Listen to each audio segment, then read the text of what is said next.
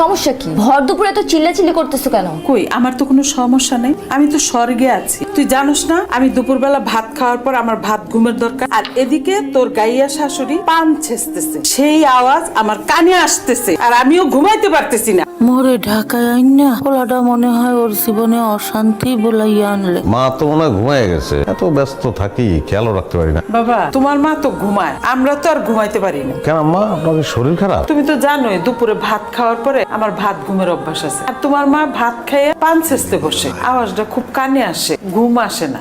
মা সমস্যা নাই, মা তো আলাদা রুমেই ঘুমায় আছে। আমারে বলবো আরে যে পান তুমি তোমার রুমে বসে ছিচ্ছ, মা তো গ্রামেই থাকছে সবসময়, গ্রামের মানুষটা একটু ম্যানেজ করে নিয়ে। শোনো বাবা, একটা কথা বলি, তুমি না বলছিলা যে আমাদেরকে একটা ফ্ল্যাট দিবা, তুমি ফ্ল্যাট দিয়ে আমাদেরকে ওই ফ্ল্যাটে তুলে দাও, আর তুমি তোমার মা নিয়ে থাকো। নতুন ফ্ল্যাটে আপনারা উঠবেন, এটা কোনো সমস্যা না, কিন্তু আমার মা আসছে সেই কারণে উঠবেন না। মা, এটা আমার ভালো লাগলো না।